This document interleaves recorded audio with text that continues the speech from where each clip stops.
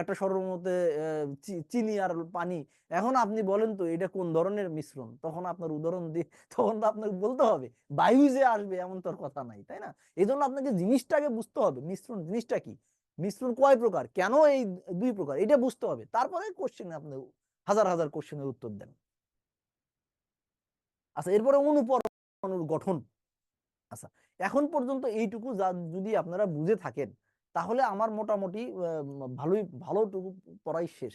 এখন আমরা একটু অনুপরমাণুর গঠন পড়বো। অনুপরমাণুর গঠনটা আমরা একটু আরেকটু মানে স্লো করব, একটু স্লো করব, করার পরে আমরা যখন আরেকটু আগে যাব একটু ফাস্ট যাব, এটা আপনারা কিন্তু হ্যাবিচুয়েটেড হয়েন। হ্যাঁ, তারপরে ফাস্ট যাওয়ার পরে এটা আপনারা বাসায় পড়বেন, বাসায় পড়ার পরে যদি না বুঝেন পরে ক্লাসে আমাকে জিজ্ঞেস করবেন, সেগুলো আমি আবার দূর করে দেবো। কারণ এইভাবে যদি পড়াইতে থাকি অনেকগুলা মানে অনেকক্ষণ লাগবে, ঠিক আছে? আর যেগুলো বুঝার না সেগুলো তো আমার দেরি করার দরকার নাই। তাহলে আমরা আমরা একটু যোগ বিয়োগ গুণন ভাগ তো পারি, তাই না? যোগ বিয়োগ গুণন ভাগ তো পারি। এই যে 2 + 2 = 3, 4 + 5 = 9, এগুলো তো পারি, তাই না? অবশ্যই পারি।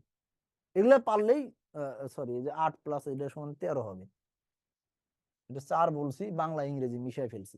এইটা পারলেই আমার এই অনুপরমাণুর যে চ্যাপ্টারটা এটা বোঝা শেষ হয়ে যাবে। আর দেখেন, আমরা যখন একটা প্রথম কোনো ক্লাসে ভর্তি হই বা প্রথম কোনো জায়গায় যাই, তখন কিন্তু আশেপাশের বন্ধু বান্ধবের সাথে আমার পরিচয় হইতে হয় না? যে, ও তোমার নাম কি, তোমার নাম কি? তারপরে কিছুদিন পরে আমরা বুঝতে পারি যে ও এই ধরনের, ধরেন একটা বন্ধু খুব দুষ্ট, আর একটা বন্ধু খুব ভদ্র, সে মানে নম্র, নামাজ কালাম পড়ে, এরকম বিভিন্ন বৈশিষ্ট্য। আর একটা বন্ধু প্লে বয় টাইপের, তার অনেকগুলো গার্লফ্রেন্ড থাকে, এরকম কিন্তু আস্তে ধীরে কিন্তু জানা যায়, প্রথম দিনই কিন্তু বোঝা যায় না। তো আজকে যারা বিজ্ঞান বিভাগের না, তারা এরকম কিছু নতুন নতুন বন্ধু বান্ধবের সাথে পরিচয় হবেন। মনে করবেন একটা বন্ধু বান্ধব আজকে নতুন একটা ক্লাস, সেই ক্লাসে নতুন কিছু বন্ধু বান্ধবের সাথে পরিচয় হইতেছেন, জাস্ট নামগুলো একটু মনে রাখবেন। হ্যাঁ, তো আমরা দেখি পরমাণুর গঠন, পরমাণু এই সেই বিভিন্ন কিছু বলা আছে। মানে একটা পদার্থকে ভাঙলে অণু পাওয়া যায়, অণুকে ভাঙলে পরমাণু পাওয়া যায়, পরমাণুকে ভাঙলে পাওয়া যায় ইলেকট্রন, নিউট্রন, প্রোটন। আর ইলেকট্রন, নিউট্রন, প্রোটনকে আর ভাঙা যায় না এখন পর্যন্ত। তাহলে যে জায়গায় গিয়ে আর ভাঙা যায় না সেটা হচ্ছে মৌলিক জিনিস, সেই মৌলিক ক্ষুদ্র কণিকা, তাকে বলে মৌলিক ক্ষুদ্র কণিকা। আমরা একটু যদি সামনে যাই তাহলে এই জিনিসটা দেখতে পারবো। এই ছবিটা আপনারা একটু দেখেন। এই ছবিতে দেখা যাচ্ছে যে কেন্দ্রে একটা, দুইটা, তিনটা বল আছে, দুই কালারের। আর চতুর্থ সাইড দিয়ে দুই তিনটা বল ঘোরাঘুরি করতেছে। এটা জাস্ট লাইক সৌরজগৎ। কেন্দ্রে যে সূর্য থাকে না, সূর্যের চতুর্থ সাইড দিয়ে বিভিন্ন ধরনের গ্রহ, এই যে বুধ, তারপরে শনি, তারপরে শুক্র, ইউরেনাস, প্লুটো, তারপরে আরো কি কি কি কি গ্রহ আছে সেগুলো ঘুরতেছে, 9টা না 10টা গ্রহ আছে, সেগুলো ঘুরতেছে, তাই না? বৃহস্পতি, বুধ, বৃহস্পতি, এগুলা এগুলা গ্রহ ঘুরতেছে, এটা তো আপনারা সবাই দেখছেন। তা আমরা এখন পরিচয় হই, আমরা এখন পরিচয় হই, কি পরিচয় হব? এই যে কেন্দ্রে সূর্য থাকে, পরমাণু, এটা হলো পরমাণু, একটা পরমাণু, অণুকে ভাঙলে পরমাণু পাওয়া গেছে, সেই পরমাণু গঠিত হলো এগুলা দিয়ে। তো এই কেন্দ্র যেটা থাকে, এই পরমাণুর যে কেন্দ্র থাকে, আমরা যেটাকে সূর্য বলি, সেটাকে আমরা এখানে বলতেছি নিউক্লিয়াস। এটা একটু আপনারা মনে রাখেন, ওই যে বলছি না নতুন ক্লাস, কিছু বন্ধু বান্ধবের সাথে আপনাদের পরিচয় হইতেছে। এই যে নিউক্লিয়াস, নিউক্লিয়াস, তাই না? নিউক্লিয়াস, এটার নাম হচ্ছে নিউক্লিয়াস, নতুন বন্ধু বান্ধবের সাথে পরিচয় হইতেছে, তাই না? নিউক্লিয়াস। এখন নিউক্লিয়াসে দেখেন দুই ধরনের বল আছে, নিউক্লিয়াসে দুই ধরনের বল আছে, দুই ধরনের বল আছে, দেখেন দুই কালারের। তো এক কালারের বলকে বলা হয় প্রোটন, PROTON, এটাকে ছোট হাতের পি দ্বারা প্রকাশ করব। আর এক কালারের বলকে বলা হয় নিউট্রন, NUETRON বা NEU, যেটাই হোক না কেন, নিউট্রন। এটাকে আমরা ছোট হাতের এন দ্বারা প্রকাশ করব। মানে এই যে সূর্য কেন্দ্রে যে জিনিসগুলো থাকে, তার হলো দুই ধরনের জিনিস থাকে, এক ধরনের জিনিসের নাম প্রোটন, আর এক ধরনের জিনিসের নাম নিউট্রন। বাস, মানে আপনি নতুন একটা ক্লাস করতেছেন, সেই ক্লাসে দুই তিনজন বন্ধু বান্ধব সম্বন্ধে পরিচয় হইতেছেন, ক্লাসের নাম এই সেই হ্যান ত্যান, বিভিন্ন চত্বর থাকে না, অমুক চত্বর, চা চত্বর, বিড়ি চত্বর, সেই বিড়ি চত্বরে থাকে হলো নিউক্লিয়াস আর প্রোটন। মানে এটা ধরে নেন নিউক্লিয়াস, বিড়ি চত্বর হলো নিউক্লিয়াস, সেই বিড়ি চত্বরে বিড়ি খায় হলো প্রোটন আর নিউট্রন। আচ্ছা, এই যে এদের চতুর্থ সাইড দিয়ে যে ঘোরাঘুরি করতেছে, ঘোরাঘুরি করতেছে, এগুলোর নাম হচ্ছে ইলেকট্রন, ইলেকট্রন। আচ্ছা, এই ইলেকট্রনকে আমরা ছোট হাতের ই দ্বারা প্রকাশ করব। তাহলে দেখেন, আপনি একটা ক্লাসে গেছেন, ক্লাসে দুই তিনটা বন্ধুর সাথে পরিচয় হয়েছে, ভালো কথা। এখন এদের বৈশিষ্ট্য সম্বন্ধে আপনার জানবেন, অবশ্যই দুই একদিন ঘোরাফেরা করলে বৈশিষ্ট্য সম্বন্ধে জানবেন না? হ্যাঁ, অবশ্যই বৈশিষ্ট্য সম্বন্ধে জানবেন। বৈশিষ্ট্য জানতে গিয়ে দেখলেন যে এই যে নিউট্রন বেচারা, যে সে হলো খুব ভদ্র নম্র, তার কোনো হেল গরম নাই, এ ভদ্র, খুব ভদ্র নম্র। বাংলা ভাষায় যদি বলি, আমরা অনেক সময় এইভাবে বলি, এটা আর উচ্চারণ না করি রোজা নষ্ট হয়ে যাবে, তাই না? তাই না? এ হচ্ছে খুব ভদ্র, সুন্দর, ভালো, এর কোনো হেল গরম নাই, মানে ঠান্ডা গরম নাই, যে এভাবে বকাঝকা দিলেও চুপ করে থাকে, এরকম বন্ধু বান্ধব থাকে, হাবলাকান্ত বন্ধু। তো এই জন্য এটার চার্জ আমরা জিরো বললাম, মানে এর ঠান্ডা গরম কিছু নাই, এটার চার্জ জিরো। তো এরকম ধরেন যারা একটু মানে বোকা শোকা, মানে এই বন্ধু বান্ধব থাকে, তাদের আশেপাশে যে বন্ধুগুলা থাকে তারা খুব স্ট্রং হয়, মানে নায়ক টাইপের।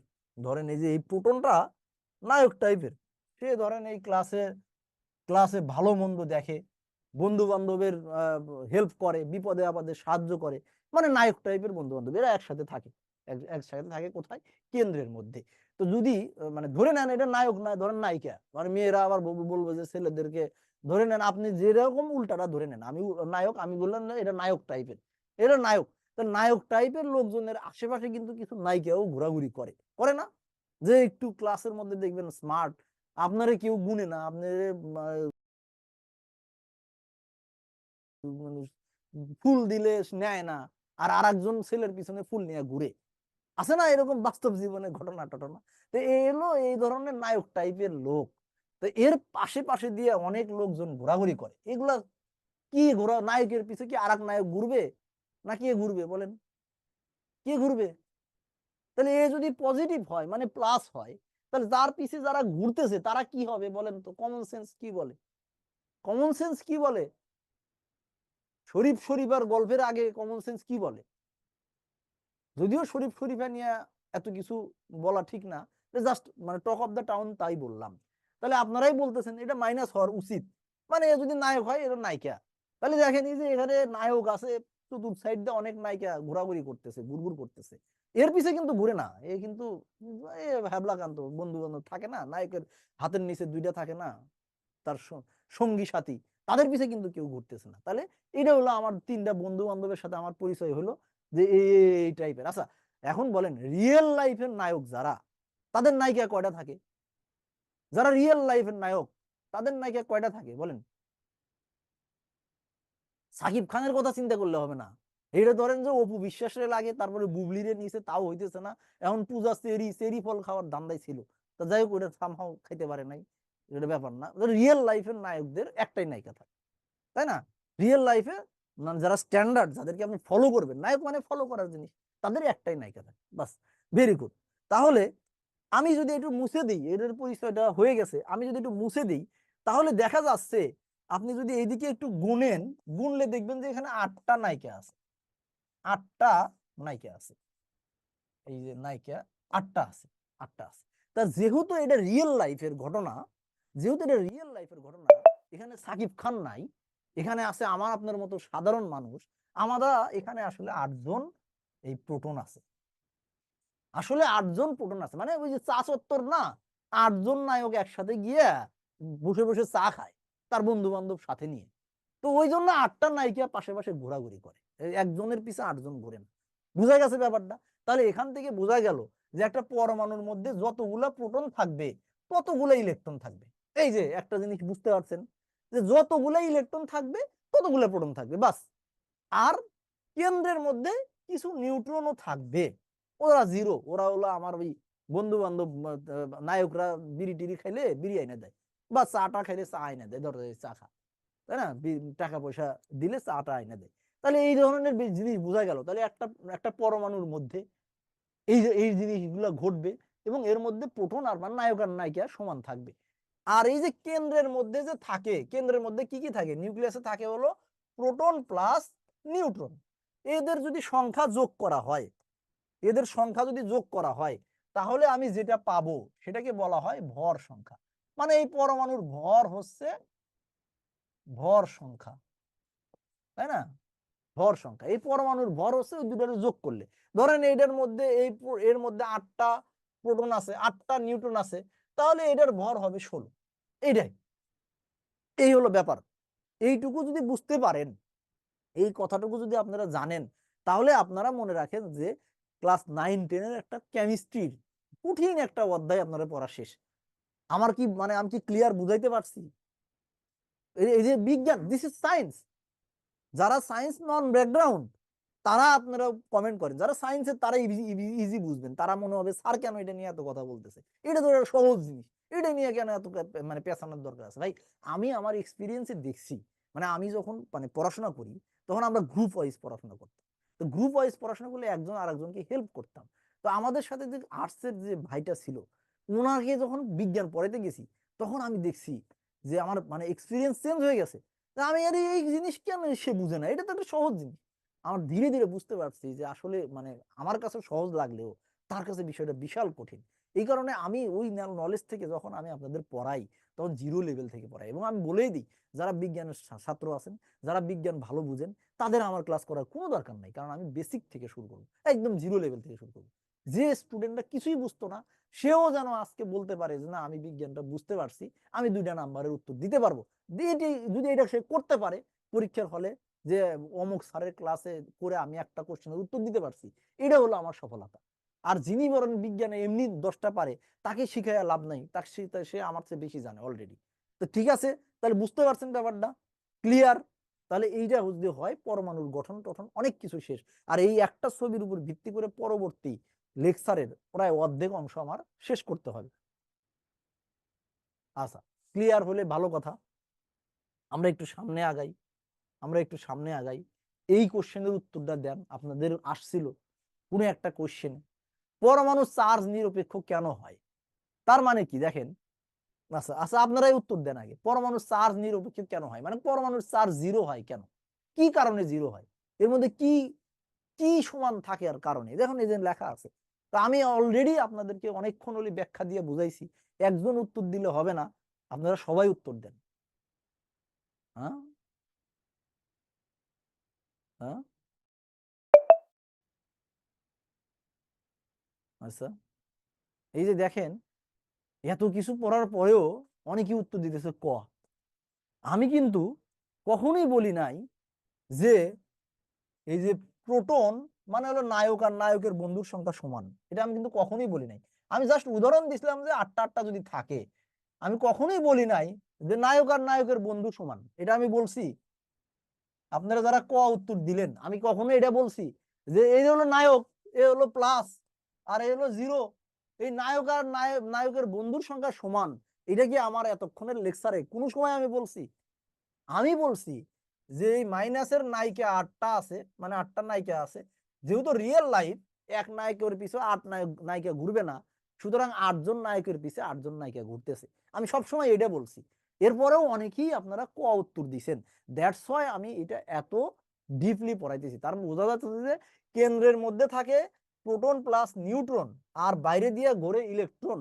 প্রোটনের চার্জ পজিটিভ, তাহলে যতগুলা প্লাস চার্জ থাকবে ততগুলা মাইনাস চার্জ থাকবে। তাহলে এই 8টা প্লাস এর সাথে যদি 8টা মাইনাস যোগ করি, তাহলে প্লাসে মাইনাসে কাইটা যায় কত হয় বলেন তো? জিরো হয় না। এই জন্য পরমাণু চার্জ নিরপেক্ষ। মানে আমি এতক্ষণে যারা এত মানে যারা ক উত্তরটা দিছেন তারা একটু আবার উত্তরটা ঠিক করে দেন, আমার না বুঝলে আবার বলেন যে স্যার বুঝি নাই, কারণ এটার উপর ভিত্তি করে অনেক কিছু পড়তে হবে। এখন একটু উত্তরটা ঠিক করে দেন, যারা ক উত্তর দিছিলেন তারা শুধু ঠিক করে দেন আসলে ঘটনা কি সমান। কয়েকজন দেখছি যে ক উত্তর দিছেন, তারা আবার একটু বুঝান, তারা একটু ঠিক করে বোঝার চেষ্টা করেন যে নায়ক আর নায়িকার সংখ্যা সমান, নায়ক আর নায়কের বন্ধু সমান না, চেঞ্জ হতে পারে, বন্ধুর সংখ্যা 5টাও থাকতে পারে 10টাও থাকতে পারে। এই আবার আরেকজন বি বলতেছে, এই ঘটনা কি? ওজনের কথা আমি কখন বললাম? হ্যাঁ, এটা হবে ইলেকট্রন আর প্রোটনের সংখ্যা সমান, ইলেকট্রন আর প্রোটনের সংখ্যা সমান, ঠিক আছে, ইলেকট্রন আর প্রোটনের সংখ্যা সমান, এই কারণে এটারে এই হবে। আচ্ছা, অলরেডি বলা আছে, এগুলা এগুলা আপনারা পড়লে বুঝতে পারবেন। পরমাণুর কেন্দ্রে নিউক্লিয়াস বলে, পরমাণু যে সকল সূক্ষ্ম কণা দ্বারা গঠিত তাদেরকে মৌলিক কণিকা বলে। পরমাণুর নিউক্লিয়াসের মধ্যে কি কি থাকে, নিউক্লিয়াস মানে ওই চা চত্বরে কে কে বসে আড্ডা দেয় এটাও বলা আছে, প্রোটন আর নিউট্রন, বাইরে থাকে ইলেকট্রন, সব ক্লিয়ার, আমার মনে হয় না এটা শেষ। আর ওই যে আমি যেটা বলছিলাম যে কেন্দ্রের মধ্যে যে প্রোটন আর নিউট্রন থাকে, ওদেরকে বলা হয় ভর সংখ্যা, ভর বলা হয়। এই ভরকে এ দ্বারা প্রকাশ করা হয়, এটাই বলছে। এই ভরের প্রবর্তক হচ্ছে বিজ্ঞানী জন ডাল্টন। এগুলা আর আমি বুঝাবো না। এই যে পারমাণবিক ভরের প্রবর্তককে বিজ্ঞানী জন ডাল্টন, এটা আমরা সবাই জানি। এটা কিছুক্ষণ আগে পড়লাম, প্রকৃতিতে সবচেয়ে হালকা মৌল কোনটা, এটা উত্তর দেন, উত্তর দেন।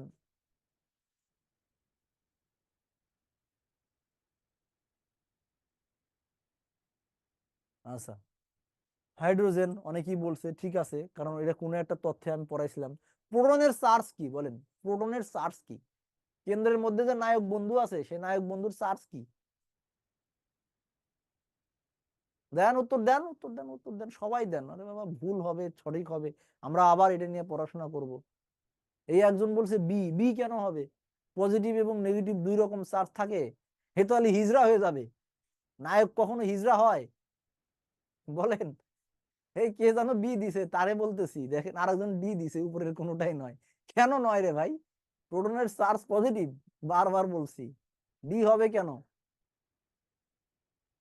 প্লাস মাইনাস দুই চার্জ থাকলে সে তো হিজড়া হয়ে যাবে, নায়ক হয় কিভাবে? আরেকজন সি বলছে, কেন সি? পজিটিভ চার্জ নাই। কেন পজিটিভ চার্জ নাই? আমি তো লিখেই দিলাম প্রোটনের উপর প্লাস। ঘটনা কি, আপনার কি ইচ্ছা করে ভুল করেন না না বুঝে ভুল করেন? এতক্ষণ আমি কি বললাম তাহলে? আপনারা আমার লেকচারটা যারা ভুল উত্তর দিতেছেন, এটা সঠিক উত্তর হলো পজিটিভ চার্জ। যারা ভুল উত্তর দিতেছেন তারা আমার এই লেকচারটা আরেকবার দেখে নিয়েন, যতটুকু পড়াইছি আরেকবার দেখলে ক্লিয়ার হয়ে যাবে। ঠিক আছে? পরমাণুর নিউক্লিয়াসে কি কি থাকে দেখেন, এই যে প্রাইমারিতে আসছে। না, আর্টসের স্টুডেন্ট হোক, দেখেন, আর্টসের হোক কমার্সের হোক, যেখানে যাই হোক না কেন, আমি যতটুকু বুঝাইছি, এটা বোঝার জন্য আর্টস কমার্স ডাজেন্ট ম্যাটার। এটা বুঝাইতে হলে আপনার জাস্ট কমন সেন্স থাকলেই হবে। তার মানে হচ্ছে ওনারা আসলে ক্লাসটা মনোযোগ দিয়ে করে নাই, এই জন্য বুঝতে পারে নাই। হ্যাঁ, এটা আরেকবার দেখতে হবে, আরেকবার দেখলে ওরা ক্লিয়ার হয়ে যাবে। ঠিক আছে? তাহলে আমরা যে লিখে দিলাম যে পরমাণুর নিউক্লিয়াসের মধ্যে থাকে, এই আবার আবার আরেকজন কি করে, আরেকজন ক দিছে কেন, হয় ক? প্রোটন আর নিউট্রন কি একসাথে থাকে? কি বলে রে আল্লাহ! এই ছবিটাও আপনারা মনে রাখতে পারলেন না, ভেরি ব্যাড। এই ছবির মধ্যে যে দেখাইতেছেন, এই যে ছবির মধ্যে আমি বারবার বলছি যে এই যে গ্রহর মতো যেগুলা ঘুরে, গ্রহর মতো যেগুলা ঘুরে, এগুলা হলো ইলেকট্রন। আর এই কেন্দ্রের ভিতরে যেগুলো থাকে সেখানে হচ্ছে proton plus neutron. Proton plus neutron, বাইরে যেগুলো থাকে সেগুলো হলো ইলেকট্রন। আর ভিতরে যারা থাকে তারা হচ্ছে প্রোটন প্লাস নিউট্রন। তাহলে আপনারা এই লেকচারটা আমি যে পার্টটা পড়াইছি এটা আবার আবার আবার দেখে নিয়েন, যারা ভুল উত্তর দিতেছেন। হ্যাঁ, যারা ভুল উত্তর দিতেছেন আবার একটু দেখে নিয়েন। আর মনোযোগ দিয়ে ক্লাস করেন। হ্যাঁ, ক্লাসে কিন্তু আমি গল্প করতেছি না, মনোযোগ দিয়ে ক্লাস করেন। ক্লাস যদি মনোযোগ দিয়ে করতেন, এটা না বোঝার কোনো কারণই নাই, কারণ আমি বিজ্ঞানের কোনো একটা শব্দ ব্যবহার করি নাই, একটা শব্দ আমি সায়েন্সের ব্যবহার করি নাই। আপনারা যারা মনোযোগ দিয়ে ক্লাস করছেন তারা কমেন্ট করেন, আমি এতক্ষণ যে বিজ্ঞান ক্লাস নিছি, বলেন তো আমি একটা বিজ্ঞানের ওয়ার্ড ব্যবহার করছি কিনা বুঝনের ক্ষেত্রে? আমি কিন্তু একটাও বিজ্ঞানের ওয়ার্ড ব্যবহার করিনি, না বোঝার তো কিছু নেই, তাই না? তার মানে আপনারা মনোযোগ দিয়ে ক্লাস করেন নাই। আচ্ছা, বিজ্ঞানী রাদার কি নিউটন আবিষ্কার করছে বিজ্ঞানী চ্যাডউইক, এটা জাস্ট একটা তথ্য, এটা ঠিক আছে। এবার ধাতু অধাতু, এইটা পড়া শেষ। এখন ধাতু অধাতু অলরেডি আমি বলে দিছি, এখানে অনেক কিছু বলছে, এগুলো এত কিছু বোঝার দরকার নাই। আপনারা যেটা বুঝবেন, ওই যে আমি প্রথম যে ধাতু অধাতুর কথা বলছি ওটা বুঝলেই হবে। ধাতু বিদ্যুৎ পরিবহন করে, এই করে সেই করে, এখানে অনেক তথ্য দেওয়া আছে। এগুলো জাস্ট তথ্য, মুখস্থ করবেন, এগুলো আসবে। অ্যালুমিনিয়ামের গাড়ি তৈরি করতে, মানে গাড়ি, উড়োজাহাজ তৈরি করতে কি ব্যবহার করা হয়, ডুরালেমিন, সোডিয়াম সিলিকেটের জলীয় বাষ্পকে পানি কাজ বলে, এগুলো বোঝানোর কিছু না, এগুলো জাস্ট মুখস্থ।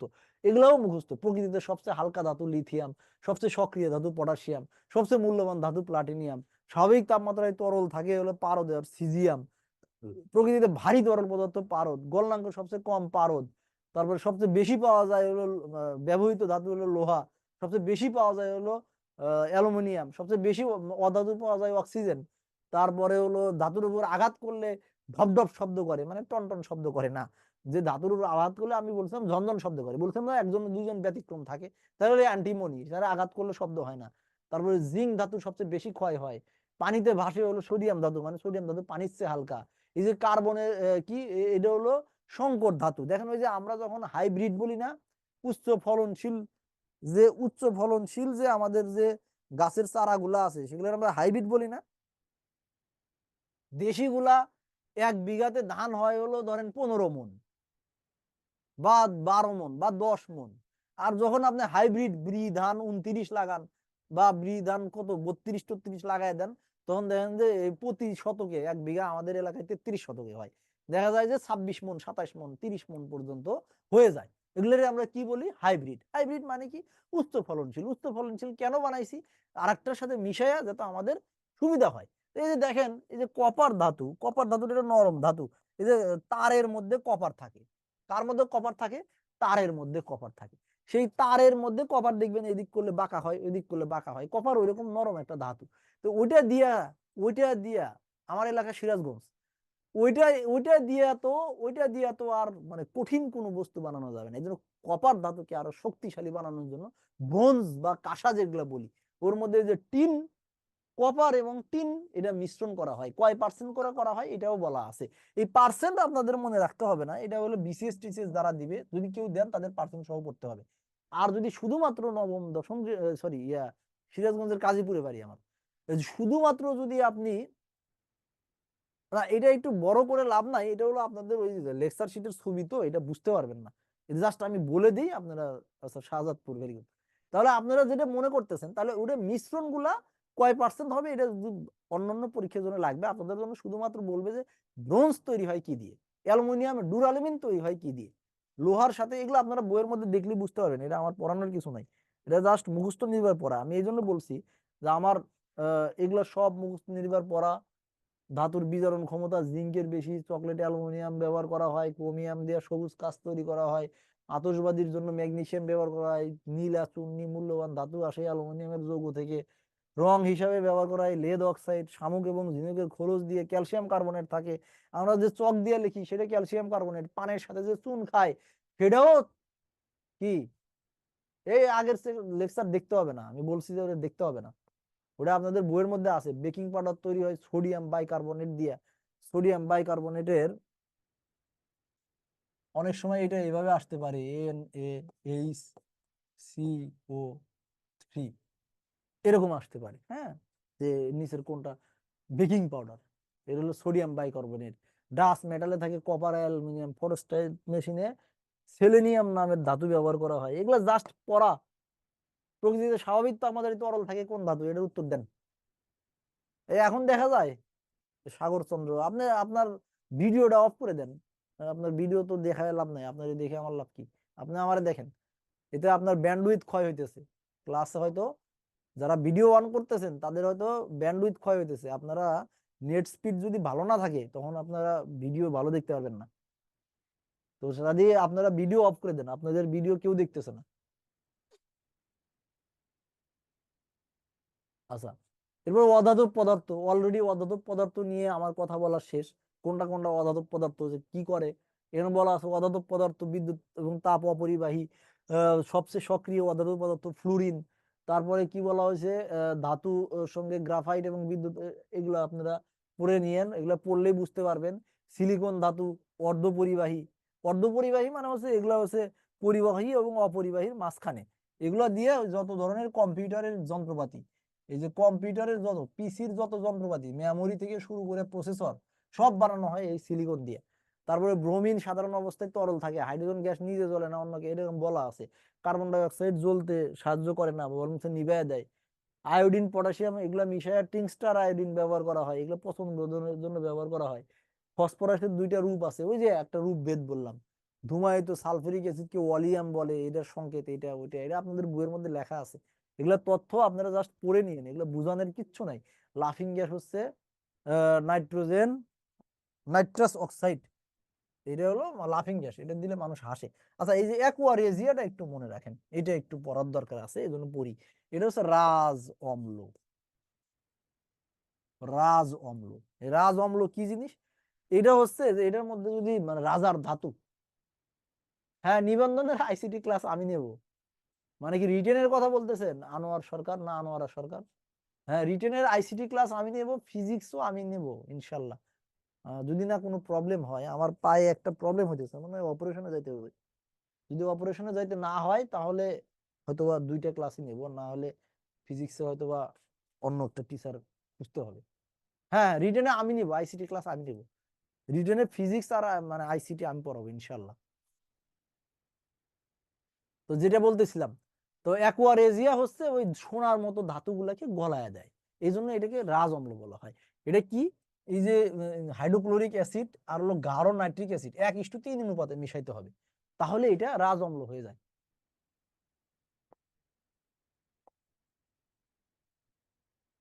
বালুর উপাদান হলো সিলিকন ডাই অক্সাইড, বিশুদ্ধ বালুকে কোয়ার্টজ বলে, অক্সিজেনের রূপভেদ, ওজোন। তারপরে আচ্ছা, ওই যে 1 থেকে 5 তারিখের মধ্যে শুরু হবে নিবন্ধনের ক্লাস, ওই যে লাইভ নিছিলাম আমরা, লাইভের মধ্যে এটা বলা আছে, এই যে এখানে এখানে এই যে নিবন্ধনের কিছু কোশ্চেন দেওয়া আছে, দেখেন এই যে আসছে, প্রকৃতিতে সবচেয়ে মূল্যবান ধাতু কোনটা, সবচেয়ে মূল্যবান ধাতু কোনটা, আপনার পরিচয় গিয়েছেন মানে কি বুঝলাম না। প্রকৃতিতে সবচেয়ে মূল্যবান ধাতু কোনটা, দেখেন ওখানে আছে লিথিয়াম, পটাশিয়াম, প্লাটিনিয়াম, অ্যালুমিনিয়াম, এটা হবে প্লাটিনিয়াম। তার প্রকৃতিতে সবচেয়ে বেশি পাওয়া যায় কোন ধাতু, এটাও পড়াইছি, অ্যালুমিনিয়াম। উত্তর সহ দেওয়া আছে ওখানে, যদি এটা ঠিক করার কথা ছিল করে নাই ওরা। সাধারণ তাপমাত্রায় তরল থাকে কোনটা, সাধারণ তাপমাত্রায় তরল থাকে হচ্ছে পারদ। পারদ ধাতু থাকে হলো পারদ, দেখেন দুইটাই দেওয়া আছে, সাধারণ তাপমাত্রায় ব্রোমিনও তরল থাকে, পারদও তরল থাকে, কিন্তু এখানে ধাতু বলা আছে, এই জন্য আমার পারদ হবে। পৃথিবীতে সবচেয়ে কঠিন পদার্থ হচ্ছে হীরক। তাহলে এই যে এখান থেকে বুঝাইলাম কি, যে এগুলো কোশ্চেন আপনাদের বিভিন্ন চাকরির পরীক্ষায় আসে, আমরা যা পড়াই এগুলোর মধ্যে থেকে আসে। আচ্ছা, এই যে আইসোবার, আইসোটোপ, আইসোটোন, এই যে আইসোমার দরকার নাই আপনাদের, আইসোটোন পড়লেই হবে। আইসোটোন, এই আইসোটোন পড়লেই হবে। এগুলো কি বুঝবেন আপনারা, বুঝেন, প্রবলেম আছে এগুলা নিয়ে বলেন, বুঝেন না, আচ্ছা ভেরি গুড, ভেরি গুড। তাহলে না বুঝলে সমস্যা নাই। এবার আমি আবার একটা ছবির মধ্যে যাই, আপনারা তো আবার বেশি বেশি ভুলে যান। এই যে এই ছবিটার কথা মনে রাখেন, আবার আবার এটা ব্রিফিং করি। এটা এই এক ছবি দিয়ে অনেক কিছু হবে, এই জন্য বলছিলাম যে এটা বুঝতে হবে। এর মধ্যে কেন্দ্র, এই কেন্দ্রকে বলে নিউক্লিয়াস, আমি অলরেডি বলছি নিউক্লিয়াস বলে, নিউক্লিয়াস বলে। আচ্ছা, এই নিউক্লিয়াসের মধ্যে থাকে হলো প্রোটন পজিটিভ চার্জ আর neutron zero charge, proton positive charge আর নিউট্রন জিরো চার্জ, আর বাইরে দিয়ে থাকে ইলেকট্রন ঘোরাঘুরি করে, এগুলার হচ্ছে নেগেটিভ চার্জ। তো একটা পরমাণুর মধ্যে এই পজিটিভ চার্জ আর নেগেটিভ চার্জ সমান থাকে, অর্থাৎ উল্টা হয়েছে, এটা হলো মাইনাস হবে, এটা হবে প্লাস, প্লাস আর মাইনাস সমান থাকে। আর কেন্দ্রের মধ্যে এই যে প্রোটন প্লাস নিউট্রন, এই দুইটার যোগকে বলা হয় ভর। এই 4টা লাইন একটু মনে রাখেন, এই 4টা লাইন মনে রাখেন, আর কিছু মনে রাখতে হবে না। আপনাদের আইসোটপ, আইসোটোন, আইসোবার এগুলো আজকে এমন ভাবে পড়ায় দেব যে মানে জাস্ট ফর জোক, এটা কিন্তু সিরিয়াস নিয়েন না, এমন ভাবে পড়ায় দেব যে মুনকির নাকির এসে জিজ্ঞেস করলেও এটার উত্তর দিতে পারবেন। ক্লিয়ার, বুঝতে পারছেন কোন কথা বলছি, কত সিরিয়াস কথা বলছি। মুনকির না করে এসে যদি জিজ্ঞেস করে ভাই আইসোবার কি, আইসোটোন কি, আইসোমার কি, এটা আপনারা উত্তর দিতে পারবেন। হ্যাঁ, মানে এইভাবে পড়বো আজকে। তাহলে আমরা এই শব্দটা একটু ভাঙাভাঙি করব। এই যে আইসো, আইসো এইটার ইংরেজি মানে হচ্ছে, এটা ল্যাটিন শব্দ তো, সেম। সেম, সেম মানে বাংলায় বলে সমান, সমান, বাংলায় কি বলে সমান। আচ্ছা, টকারে টো প, এর মধ্যে প, প আছে, পতে কি হয় বলেন তো, ওই যে পরমাণুর যে 3টা কণার কথা বলছি, তার মধ্যে কোনটার নাম পতে হয় বলেন, সেটার নাম বলেন, পতে কি হয়। হ্যাঁ, এই তো আপনারা পারছেন, পতে হচ্ছে প্রোটন। তাহলে আইসোটোপ মানে হলো সমান প্রোটন, আইসোটোপ মানে সমান প্রোটন, তার মানে যে সকল পরমাণুর মধ্যে সমান সংখ্যক প্রোটন থাকবে তাদেরকে আইসোটোপ বলে। আচ্ছা, ভেরি গুড, এইটুকু বুঝছেন, অবশ্যই বুঝছেন, না বোঝার কিছু নাই। এই আর্টস কমার্স আর সায়েন্স আর যে যে কমার্সই হোক না কেন, ক্লাস 2 ছাত্র তো এটা বুঝবে, মানে যে বাংলা ভাষা বুঝে সে তো এটা বুঝবে যে আমি বলছি আইসো মানে সমান, টোপ মানে পথে প্রোটন, আপনারাই বলছেন, তাহলে সমান প্রোটন। এই যে দেখেন হাইড্রোজেনের তিনটা পরমাণু, এটাকে বলে হাইড্রোজেন বা প্রোটোনিয়াম, হাইড্রোজেন বা প্রোটিয়াম, এটাকে বলা হয় ডিউটেরিয়াম, এটাকে বলা হয় টিউটেরিয়াম। এখন এই ছবিগুলা দেখেন, এই যে বাইরে ইলেকট্রন ঘোরাঘুরি করে, বলা আছে কেন্দ্রের মধ্যে থাকে হলো প্রোটন আর প্রোটনের বন্ধু। সেই প্রোটনের বন্ধু নাও থাকতে পারে, নায়ক একাও থাকতে পারে, বন্ধু তো সবসময় থাকবেন, তাই না? সবসময় কি বন্ধু থাকবে? থাকবে না। এই যে দেখেন এটার কেন্দ্রে প্রোটন কয়টা বলেন তো? প্রোটন কয়টা? প্রোটন কয়টা? কয়টা প্রোটন আছে? এই যে এই প্রোটনের মধ্যে একটা বন্ধু বান্ধব আছে, সমস্যা নাই। এটার মধ্যে কয়টা প্রোটন বলেন? কয়টা প্রোটন? একটা। এই যে এখানে টিউটোরিয়াম, এটার বন্ধু আরো দুইটা আছে, সমস্যা নাই, নায়ক একলা, আরো দুইটা বন্ধু আছে, কোনো ব্যাপার না, আমি হিসাব করবো প্রোটন নিয়ে। প্রোটন আছে কয়টা? প্রোটন আছে কয়টা? একটা। তাহলে দেখেন এই যে হাইড্রোজেন বা প্রোটিয়াম, ডিউটেরিয়াম, টিউটোরিয়াম, তিনটার মধ্যে প্রোটন কয়টা? প্রোটন একটা। যেহেতু প্রোটন একটা মানে সমান প্রোটন, তার মানে এরা একে অপরের কি বলেন? আইসো কি? এরা অপরের আইসো কি বলেন? আইসোটোপ। আইসোটোপ পথে প্রোটন। ক্লিয়ার? Isotope clear? এখন দেখেন এই যে আমি যে বলছি যে একটু ভরের হিসাব করি, এই যে এটার ভর সংখ্যা, ভর মানে হলো প্রোটন প্লাস নিউট্রন, তাহলে এখানে প্রোটন সমান সমান 1, নিউট্রন সমান সমান 0, তাহলে এটার ভর কত বলেন তো? এটার ভর কত? এই যে যোগ বিয়োগ বলছি না, 1 2, মানে এগুলো যোগ বিয়োগ শিখতে হবে, বোঝা গেছে তাই না? ভর হচ্ছে 1। এটার ভর কত?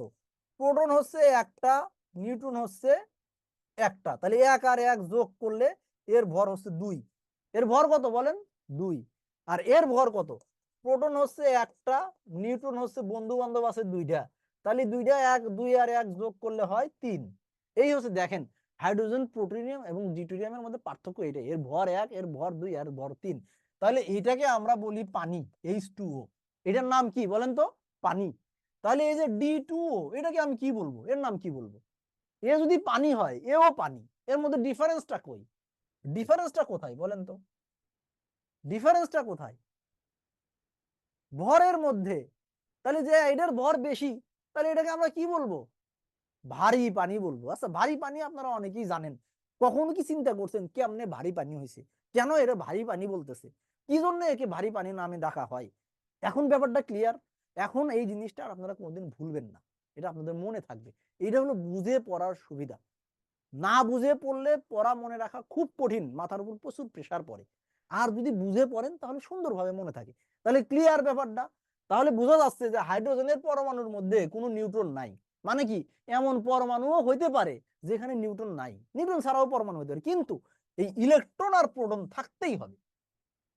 নর্মাল স্টেজে ইলেকট্রন এবং প্রোটন থাকতেই হবে। রাসায়নিক বিক্রিয়ার সময় অনেক সময় ইলেকট্রন চলে যায়, মানে ইলেকট্রনকে বিদায় করে দেওয়া যায়, কিন্তু proton must, proton must. Clear? এই ব্যাপারটা আমি যতটুকু বলছি এটুকু ক্লিয়ার? কোনো কোনো কনফিউশন আছে বলেন? ওকে, ভেরি গুড। তাহলে আমি একটু আবার এদিকে যাই। এখন হলো আইসো বার। আইসো মানে সমান, এই বয়াকারে বা র, এই র আলা শব্দ দেখেন তো, র আলা শব্দ কোনটার মধ্যে আছে? একমাত্র আছে ভর, এই ভরের মধ্যে র আছে, আর কোনো জায়গায় র নাই, আর কোনো জায়গায় র নাই। তাহলে আইসো বার মানে হলো ভর সমান।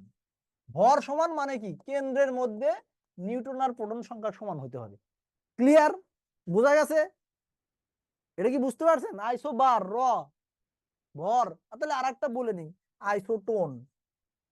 আইসোটোন। তো আইসো মানে সমান। এই যে টোনটা কার মধ্যে আছে বলেন তো? টোন দিয়ে কি বোঝা যায়? টোন দিয়ে কি বোঝা যায়? সবাই কমেন্ট করেন, টোন দিয়ে কি বোঝা যায়? কমেন্ট করেন। টোন কোনটার মধ্যে আছে? ইলেকট্রন, নিউট্রন, প্রোটন, কোনটার মধ্যে টোন আছে? হ্যাঁ ইলেকট্রন, হ্যাঁ। আরেকজন নিউটন। ইলেকট্রন, টোন না কিন্তু, নিউটন। হ্যাঁ, তো এইটা ইলেকট্রনের হিসাব তো হয় না, এটা হয় হলো প্রোটন আর নিউট্রনের, মানে কেন্দ্রের মধ্যে হিসাব হয়। সুতরাং এই টোন দিয়ে আপনারা মনে রাখবেন নিউট্রন। নিউটন মনে রাখবেন, র ফালা আর দিলাম না। তাহলে মানে বাইরেরটা মানে ইলেকট্রনটা ম্যান্ডেটরি না, ওগুলা ওগুলা বাইরে থাকে, তো ওগুলার হিসাব না, আমরা হিসাব করব সব নিউক্লিয়াস দিয়ে। তাহলে নিউক্লিয়াসের মধ্যে থাকে হচ্ছে ইলেকট্রন, নিউট্রন, প্রোটন, আর থাকে হলো নিউক্লিয়াসের ভর। তাহলে নিউক্লিয়াসে থাকে হলো প্রোটন আর নিউট্রন, আর থাকে হলো ভর।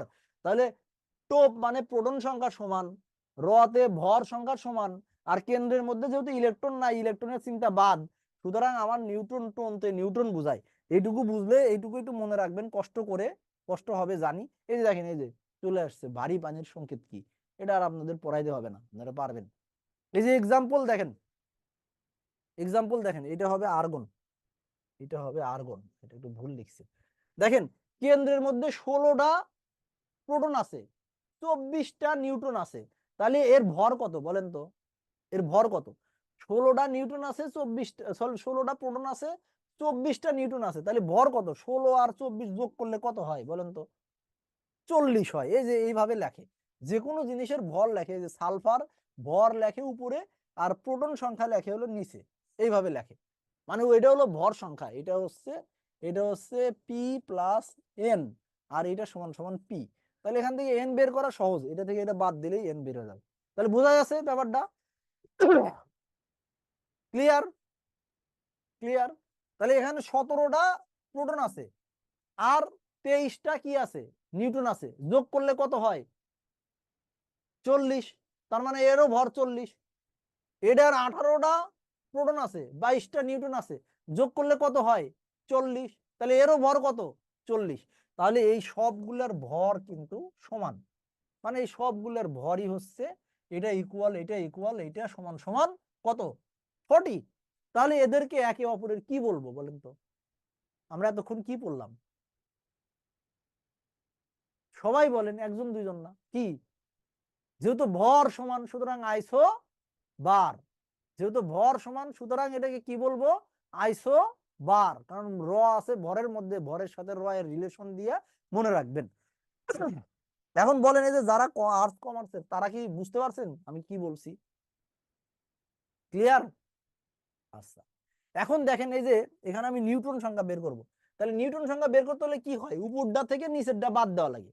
তাহলে উপরে ভর হলো 16টা, মানে হচ্ছে 16 মানে হচ্ছে প্রোটন প্লাস নিউট্রন, আর নিচে হলো প্রোটন পি সমান সমান 8টা। তাহলে ভর কত?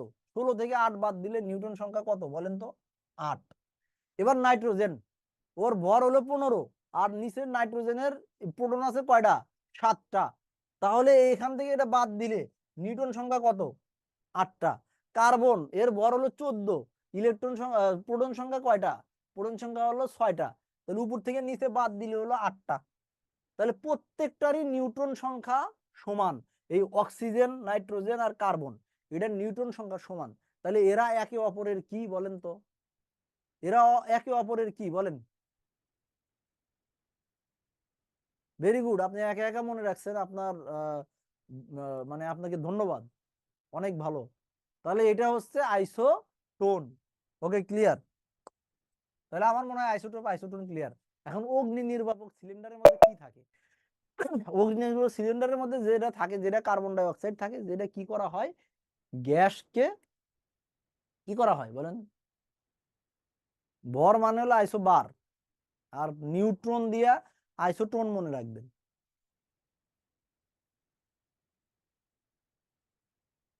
হ্যাঁ, এটা হবে ক, কার্বন ডাই অক্সাইড থাকে। Very good. কোন গ্যাস নিজে জ্বলে কিন্তু দহনে সাহায্য করে না? নিজেই জ্বলে কিন্তু দহনে সাহায্য করে না, কে বলেন তো? আমি বলছিলাম যে হাইড্রোজেন নিজেই জ্বলে ওঠে, আর অক্সিজেন নিজে জ্বলে না কিন্তু জ্বলনে সাহায্য করে। দেখেন এগুলো কোথা থাকার জিনিস কোথায় আসছে। এই ক্লাস কি সমস্যা হইতেছে নাকি? ক্লাসে স্টুডেন্ট কমে যাচ্ছে, 32 থেকে 25-এ চলে আসছে। আমি কি পড়াইতে পারতেছি না? ওদের কি ভালো লাগতেছে না, নাকি মাথার উপর দিয়ে যাচ্ছে, না বেশি কথা বলতেছি? বলেন দেখি, একটু কমেন্ট করেন। এই তো এখন কমেন্ট করার সময় হয়েছে, অনেকক্ষণ পড়ায় ফেলছি। বলেন দেখি, ক্লাসের রিভিউ দেন। ঠিক আছে, গঠনমূলক সমালোচনা। প্রকৃতিতে সবচেয়ে বেশি পাওয়া যায় বলছিলাম ওই যে অক্সিজেন, না এটা বায়ুমণ্ডলে সবচেয়ে বেশি পাওয়া যায় নাইট্রোজেন, এটা ভূপৃষ্ঠে সবচেয়ে বেশি পাওয়া যায় অক্সিজেন। আচ্ছা ঠিক আছে, আলহামদুলিল্লাহ সবাই ভালো বলতেছেন, তার মানে আলহামদুলিল্লাহ আমি ভালোই পড়াইতেছি। এরপরে চুম্বক অচুম্বক পদার্থ, এগুলো আমি কিছু পড়াবো না। চুম্বক মানে হচ্ছে যে সকল পদার্থ আকর্ষণ করে, যেগুলোর চুম্বক বানানো যায় সেগুলো হলো চুম্বক, আর যেগুলো আকর্ষণ করে না সেগুলো অচুম্বক, যেমন লোহা, তামা, সরি তামা না, তামা অচুম্বক পদার্থ। এর চেয়ে স্লো গেলে আমি পড়াইতে পারবো না। হ্যাঁ, আমি অনেক স্লো যাচ্ছি, বিশ্বাস করেন, আমি মানে ব্যাপক স্লো যাচ্ছি, এত স্লো, মানে এর চেয়ে স্লো গেলে আর আর আর পড়ানো শেষ হবে না। এই আপনাদের এই মানে এই বিজ্ঞানের পিছনে দিতে হবে 9টা ক্লাস, তাইলে যেটা আপনাদের জন্য প্রয়োজন নাই। ঠিক আছে, আপনি একটা কাজ করবেন, যারা মনে করেন যাদের বুঝতে সমস্যা হচ্ছে তারা এই ভিডিওটা আর একবার দেখবেন, এবং ভিডিও দিবে অবশ্যই। ভিডিও দেখার সময় যদি আমার কথা ফাস্ট মনে হয় তাহলে একটু স্লো করে নেবেন, মানে 0.75 বানায় দিবেন। ভিডিওতে ফাস্ট স্লো করা যায়, যেমন আমি যখন কোনো ভিডিও লেকচার দেখি, আমিও অনেক লেকচার দেখি, আমি অনেক কিছু টিউটোরিয়াল দেখি, আমি তখন 1.5, মিনিমাম 1.5 গুণ বাড়ায় দিই। মানে আমার কাছে মনে হয় ওরা অনেক স্লো বলতেছে, 1.5 গুণ বাড়ায় দিলে 50% টাইম আমার কমে যাবে, মানে আমি 1 ঘন্টার ক্লাস 45 মিনিটে আমি শেষ করে দেবো। ঠিক আছে, তো এরকম আপনারা আমার ভিডিও তো থাকবে, ওগুলো আরেকবার দেখে নেবেন। এরপরেও যদি না বোঝেন পরবর্তী ক্লাসে জিজ্ঞেস করবেন, কারণ আমি আপনাদের বাকি 2টা ক্লাস নেব। হ্যাঁ, অ্যাপ আপডেট হবে, অ্যাপ আপডেট হলে তখন পাবেন। এখন একটু ধৈর্য ধরতে হবে। তাহলে এগুলো আপনারা পড়ে নিয়েন। কার্বনের বহুমুখী নিয়ে আমি অলরেডি কথা বলছি। চুম্বকের মধ্যে দিকধর্মী আছে, ওই যে চুম্বক পদার্থ যদি আপনি এইভাবে ছেড়ে দেন তাহলে চুম্বক ঘুরে ঘুরে সবসময় দেখবেন উত্তর দক্ষিণ বরাবর থাকে, এই জন্য বলছে চুম্বকের দিকধর্মী আছে। আচ্ছা, এগুলো হচ্ছে চুম্বক পদার্থ। ডায়াচুম্বক পদার্থ মানে যেগুলো চুম্বক আকর্ষণ করে না। 20 বিন্দু মানে যে তাপমাত্রায় একটা পদার্থ তার আকর্ষণ শক্তি হারায় তাদেরকে 20 বিন্দু বলা হয়। জারণ বিজারণ এই লাস্ট, এরপরে আমরা ঢুকবো শব্দের মধ্যে, তাই না? এইটা একটু মনে রাখেন। এই যে জারণ বিজারণ, আমরা ওই যে গঠন যে ইলেকট্রনের পড়লাম, যে এখানে থাকে হলো প্রোটন প্লাস নিউট্রন, বাইরে দিয়ে ইলেকট্রন ঘোরাঘুরি করে। তো আমরা তখন বলছিলাম যে এগুলোকে তারায়ও দেওয়া যায়, কিন্তু প্রোটন থাকতেই হয়। তো এখন রাসায়নিক বিক্রিয়ার সময় এই ইলেকট্রনের আদান প্রদান হয়, মানে একজন আর একজনের ইলেকট্রন ধার দেয়, দিয়ে দেয়, আর একজন নেয়, এরকম আদান প্রদান হয়। ধরেন হাইড্রোজেন আর অক্সিজেন, এটার মধ্যে ইলেকট্রন আদান প্রদান হয়, হাইড্রোজেন অক্সিজেন দেয়, হাইড্রোজেন ইলেকট্রন দেয়, অক্সিজেন ইলেকট্রন নেয়। অর্থাৎ আপনি যদি কারোর সাথে বন্ধন গঠন করেন, ধরেন বিয়ে করবেন, বিয়ে করলে আদান প্রদান হয় না? আদান প্রদান তো হয়, দেন মোহরের টাকা দিতে হয়, আবার যৌতুকের টাকা নিতে হয়। তো এই যে আদান প্রদান, এই যে এদের মধ্যে যখন বন্ধন হয় মানে বিয়ে হয়, তখন আদান প্রদান হয়। কি আদান প্রদান হয়? ইলেকট্রনের আদান প্রদান হয়, তাই না? এই যে বাংলাদেশ প্রকৃতিতে যত ঘটনা ঘটে সব কিন্তু এই পদার্থের বৈশিষ্ট্যের সাথে মিলে যাচ্ছে, আমরা কিছুক্ষণ পরে দেখব। তো এই যে কোনো একটা কারণে যদি কেউ তার ইলেকট্রনকে তাড়ায়া দেয়, যদি বলে ইলেকট্রন তুই চলে যা, তোর বিতাড়িত করলাম, তুই আমার কাছ থেকে ভাগ, তুই চলে যা, এই ধরনের ঘটনাকে, এই ধরনের বিক্রিয়াকে জারণ বিক্রিয়া বলে। যদি উদাহরণ দেই, এই যে সোডিয়াম আছে না, সোডিয়াম, এই সোডিয়ামের 11টা ইলেকট্রন থাকে, 11টা প্রোটন থাকে। নর্মাল অবস্থায় 11টা ইলেকট্রন থাকে, 11টা কি থাকে, প্রোটন থাকে, শুধু এটা মনে রাখেন। তো এই সোডিয়ামের সবার বাইরে থাকে একটা প্রোটন, একা একা থাকে, সরি একটা ইলেকট্রন থাকে সবার বাইরে। তো সোডিয়াম যখন রাসায়নিক বিক্রিয়ায় অংশগ্রহণ করে, তখন এটা ধরেন ওর মানে সৎ পুত্র, মানে সৎ বেটি, এটারে তাড়ায় দেয়, চলে যা তুই এখান থেকে, ভাগ। এই যে যদি কোন রাসায়নিক বিক্রিয়া এরকম হয় যে সোডিয়াম তার একটা ইলেকট্রনকে তাড়ায়া দেয়, দিয়া সে সোডিয়াম প্লাস হয়ে যায়, এই বিক্রিয়া, সরি এখানে মাইনাস হবে, তাড়ায়া দেয়, এই ধরনের বিক্রিয়াকে বলা হয় জারণ বিক্রিয়া। দেখেন সোডিয়ামের মধ্যে এই 11টা প্লাস ছিল আর 11টা মাইনাস ছিল, এটা নিয়ে ওর চার্জ ছিল 0। কিন্তু ও যদি সামহাও 11টা প্লাস আছে একটা ইলেকট্রনকে বিদায় করে দেয়, তাহলে 10টা মাইনাস, তাহলে দেখেন এই 10টা প্লাস 10টা মাইনাসকে বিতাড়িত করে দেয়, রেজাল্ট কি হয়, একটা প্লাস থাকে না, বলেন? এই ঘটনাটা হলে এটাই ঘটে, যেহেতু সোডিয়াম এখানে চার্জ ছিল 0, ও যেহেতু একটা মাইনাসকে বিদায় করে দিছে, তখন ওই যে এই 10টা প্রোটনকে 10টা ইলেকট্রনের সাথে, মানে ওই যে নায়ক নায়িকার বিয়া যদি হিসাব করেন, 10টা নায়ক 10টা নায়িকারে বিয়া করছে, আর একটা নায়ক এখনো ব্যাচেলার রয়ে গেছে, ওই প্লাসটা এখানে শো করে। এটা আর কি এইভাবে বুঝায়। তাহলে কোনো রাসায়নিক বিক্রিয়ায় যদি এই ইলেকট্রনকে বিতাড়িত করা হয়, মনে রাখেন কিন্তু, যা মানে চলে যা, বিদায় হওয়া, তোরে বের করে দিলাম লাথি দিয়ে, আমার বাসা থেকে বিদায় করে দিলাম, এই ধরনের ঘটনাকে জারণ বিক্রিয়া বলে। আর যেহেতু এ একটা মানে খারাপ কাজ করতেছে, খারাপ কাজ মানে কি, ইলেকট্রনকে বিতাড়িত করে দিতেছে, তাড়ায় দিতেছে, তাড়ায় দেওয়া তো ভালো কাজ না, এই জন্য একে বলা হয় বিজারক, মানে একটু গালি দেওয়া হয়, একে দেওয়া হয় বিজারক। মানে যে বিক্রিয়ায় ইলেকট্রনকে তাড়ায় দেওয়া হয় সেটাকে জারণ বিক্রিয়া বলে, আর যেই লোক ইলেকট্রনকে তাড়ায় দেয় তাকে বিজারক বলে। এখন একে যে তাড়ায়া দিল, আর একজন ভদ্র ভদ্রলোক, ক্লোরিন, ক্লোরিনের মধ্যে ইলেকট্রন থাকে 17টা, প্রোটন থাকে 17টা, মানে এর চার্জ নিরপেক্ষ, সে ভালোবেসে এই ইলেকট্রনকে গ্রহণ করে, মানে কাছে টেনে নেয়, কাছে টেনে নেয়, নিয়ে এই ক্লোরিন হয় Cl-। তাহলে যে বিক্রিয়ায়, বলবেন? আপনার সাবজেক্ট তিনটা না ইয়েতে, যে নিবন্ধনের হ্যাঁ, তাহলে কি ক্লাস কয়টা থেকে রাখবো? 5টা, 7টা, 9টা?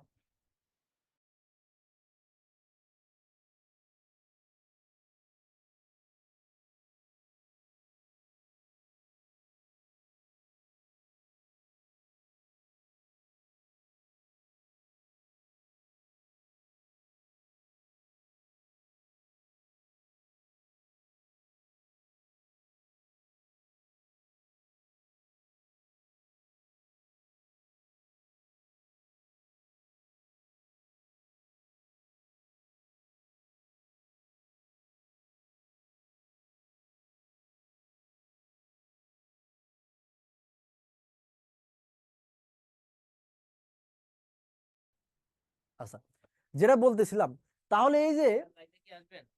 কখন? লাইভে এখন?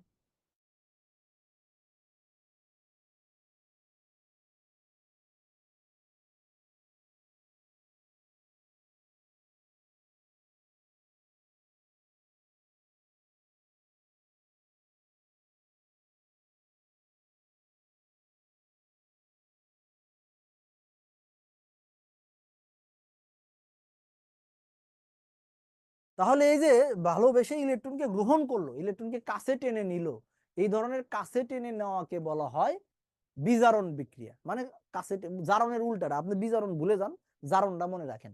ইলেকট্রনকে তাড়ায়া দেওয়া, বিদায় করে দেওয়া, এটা হলো জারণ বলে, মানে চলে যা, তুই এখান থেকে বের হ, এটা হচ্ছে জারণ বিক্রিয়া বলে। তাহলে এই ধরনের বিক্রিয়াকে জারণ বিক্রিয়া বলে। আর এই যে ইলেকট্রনকে কাছে টেনে নেওয়া, ভালোবেসে কাছে টেনে নেওয়া, এটাকে বিজারণ বলে, মানে উল্টা, তাড়ায়া দিলে জারণ, কাছে টেনে নিলে বিজারণ। যে জারণ করে সে বিজারক, আর যে বিজারণ করে তার নাম জারক। তাহলে আমরা একটু সামনে যাই, এই লেকচারটা যদি বুঝতে প্রবলেম হয় এবার একটু দেখে নিন, এখানে জারক এবং বিজারকের উদাহরণ দিছে। তো আপনারা এত কিছু মনে রাখবেন না, আপনারা মনে রাখবেন এই বিজারক, বিজারক কাকে বলে। তো বিজারক গুলা বাদে যা আছে সব জারক। বিজারক আরো অনেক আছে, আপনাদের জন্য এইটুকু জানলেই হবে, যে সকল ধাতু, যত ধাতু আছে, সকল ধাতু, সোডিয়াম, তারপরে কপার, হ্যান ত্যান, জিঙ্ক, যত ধাতু আছে সব হচ্ছে জারক, সরি বিজারক, সব হচ্ছে বিজারক। আর দুইটা মাত্র অধাতু, হাইড্রোজেন আর কার্বন, এরা হলো বিজারক। এর বাদে যা কিছু আছে, যত অধাতু, fluorine, chlorine, bromine, iodine, oxygen, nitric acid, লবণ, অ্যাসিড, যা কিছু আছে সবই হচ্ছে, সবই হচ্ছে জারক। এইটুকু মনে রাখলেই হবে, আর বেশি মনে রাখার দরকার নেই। এই কোশ্চেনটা একটু দিয়েন তো দেখি, এগুলো আপনারা পড়লে বুঝতে পারবেন। আমি একটু কোশ্চেনে যাই, জারণ বিক্রিয়ায় কি ঘটে, এটা উদাহরণ দেন। জারণ বিক্রিয়ায় কি ঘটে?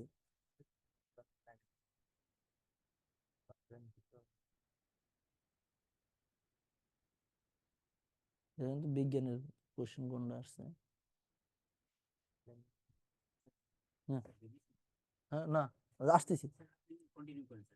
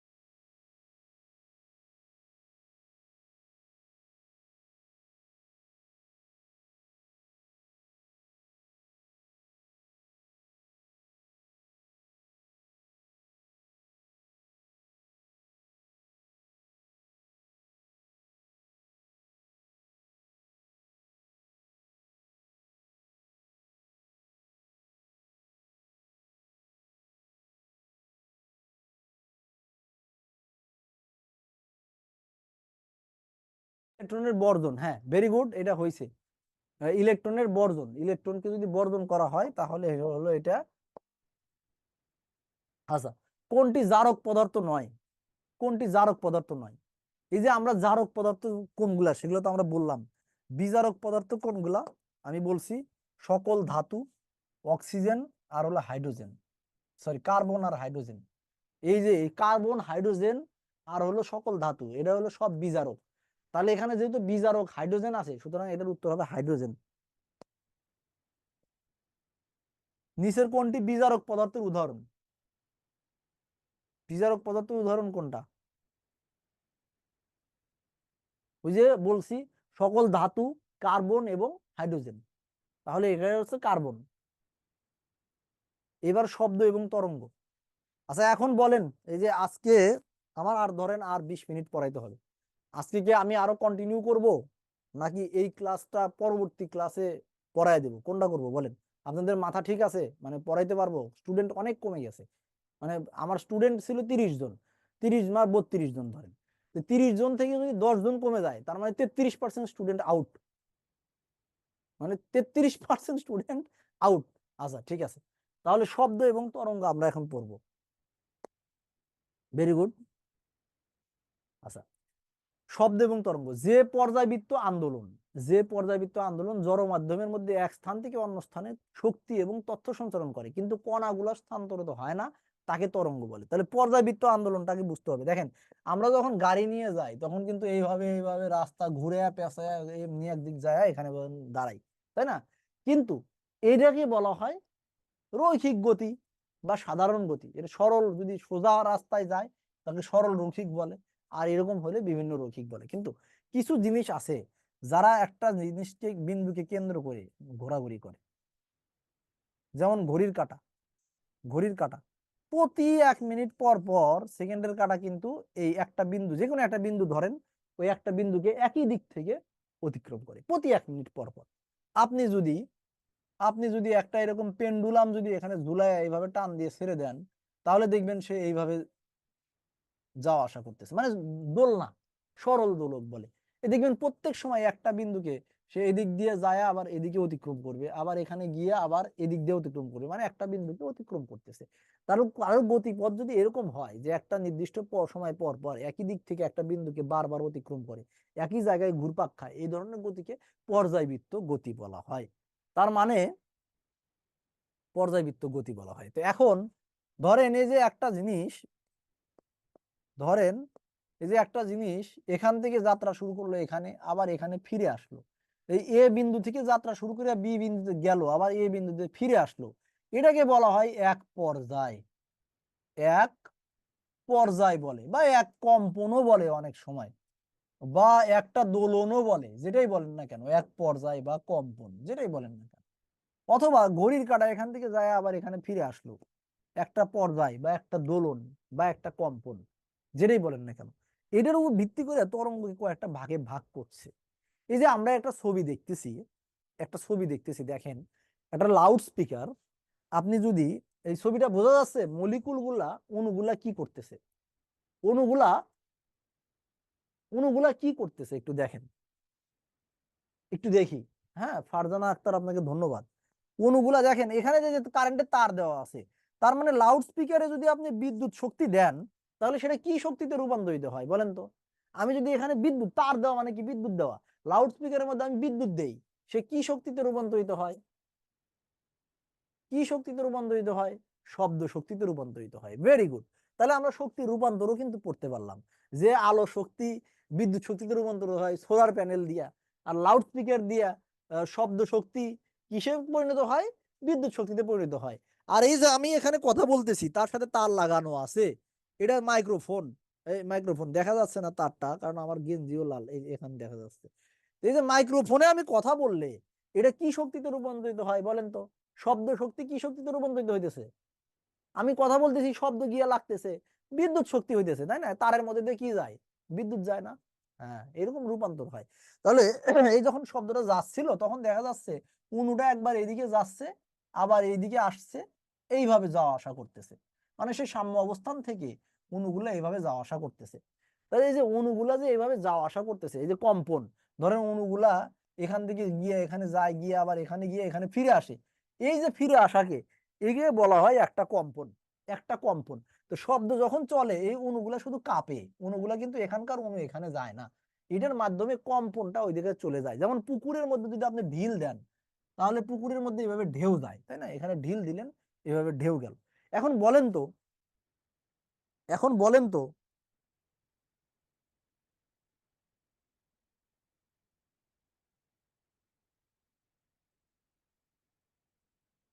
এখন বলেন তো, এই যে ঢেউ যে গেল, এই ঢেউয়ের মধ্যে কি পানিও চলে যায়? বলেন তো দেখি, পানিও চলে গেছে না শুধু ঢেউই গেছে? পানি কি চলে গেছে এক জায়গায় থেকে?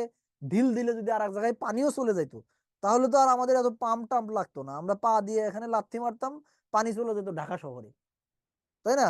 সাগর থেকে ঢাকায় চলে আসতো। এটা কিন্তু পানি যায় না।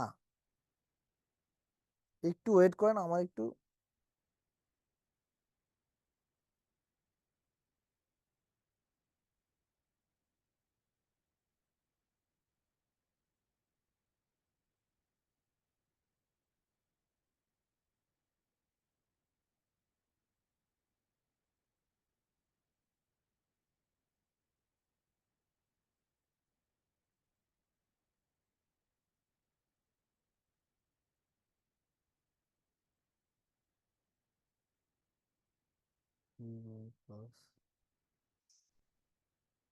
একটু কলম দিয়েন তো একটু।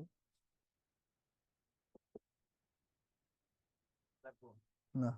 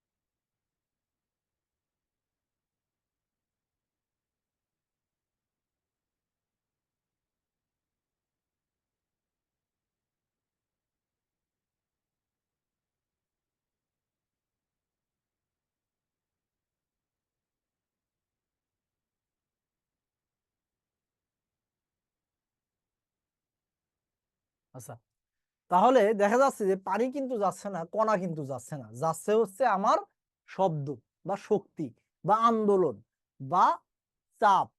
তাহলে এইটাই এখানে বলা আছে যে এই যে একটা কণা এখান থেকে গিয়ে এখানে আসলো, এটাকে বলা হয় একটা কম্পন, একটা কম্পন, একটা কম্পন। আচ্ছা, এখন একটা জিনিস দেখেন, এক সেকেন্ডে যতগুলা কম্পন দিবে তাকে বলা হয় কম্পাঙ্ক। এক সেকেন্ডে, এক সেকেন্ডে যদি, এক সেকেন্ডে যদি এই এই অণুটা 100 বার, 100 বার কাঁপে, তাহলে তার কম্পাঙ্ক 100, 100 বলা হবে। আর কম্পাঙ্কের একক বলা হয় হার্স, এইচজেড। এখন দেখেন, এই কণাটা এইভাবে কাঁপাকাঁপি করতেছিল আর শব্দটা যাচ্ছিল এইদিকে, তাই না? শব্দটা, কণাও যেদিকে কাঁপতেছে শব্দও সেদিকে যাচ্ছে। এই ধরনের, এই ধরনের যাওয়াকে অনুদৈর্ঘ্য, মানে দৈর্ঘ্য বরাবর, একই বরাবর বা লম্বিক তরঙ্গ বলে। মানে অণুগুলা যেদিকে কাঁপতেছে শব্দও ওইদিকে যাচ্ছে, অণুগুলা যেদিকে কাঁপতেছে শব্দও ওইদিকে যাচ্ছে। এই ধরনের কাঁপাকাঁপিকে অনুদৈর্ঘ্য বা লম্বিক তরঙ্গ বলে। আবার এই যে এখানে দুইটা ছবি দেখেন, এটা হলো পানির ঢেউ আর এটা হলো প্রেসার। ভালো করে খেয়াল করেন, খেয়াল করলে দেখতে পারবেন। এই যে এখানে যে দেখতেছেন,